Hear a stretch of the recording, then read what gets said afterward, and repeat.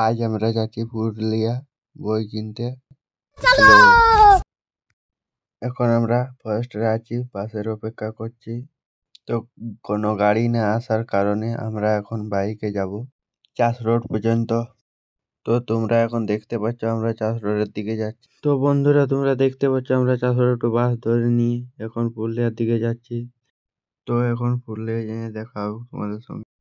বন্ধুরা আমরা এখন পুরুলিয়া পৌঁছে গেছি, তোমরা দেখতে পাচ্ছ আমরা এখন বাস স্ট্যান্ডে আছি। তো বন্ধুরা এখন বাস স্ট্যান্ডের সুন্দর ভিউটা টুকু দেখো।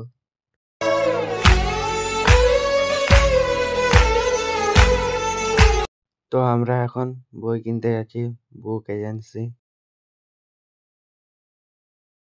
বই কিনবার সময় ভিডিও করতে দিল না, এই জন্য তোমরাকে দেখাতে পারলাম না।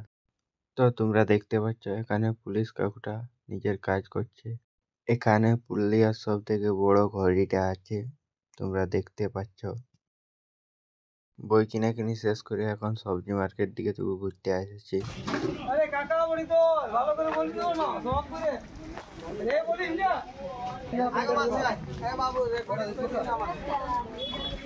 আমাদের এখন বুক আনছে, ওই জন্য আমরা বিরিয়ানি নিতে যাচ্ছি।